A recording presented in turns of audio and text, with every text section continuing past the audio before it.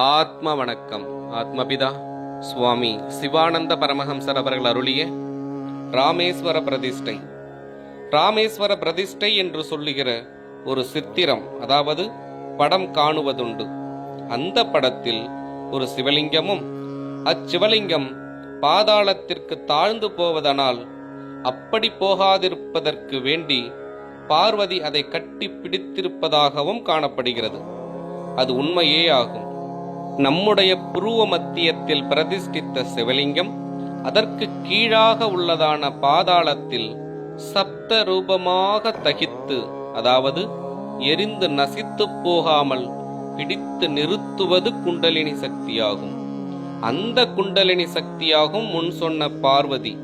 தவிர மேல் சொன்ன படத்தில் உள்ள சிவலிங்கத்தினுடைய மூலத்தில் வெளுத்த வர்ணத்தில், அதாவது வெண்ணிறத்தில் நாகரலிபியில் ஓம் என்ற ஓரெழுத்து எழுதியதாக காணுகிறது.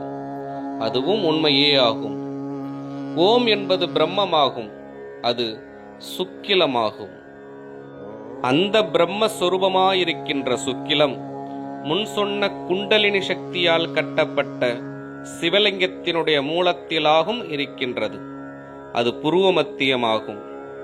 இவ்விதத்திலாகும் க்ஷேத்திரம், அதாவது கோயில், பிரதிஷ்டை முதலியவற்றின் நிலைமைகள். ஆத்ம வணக்கம்.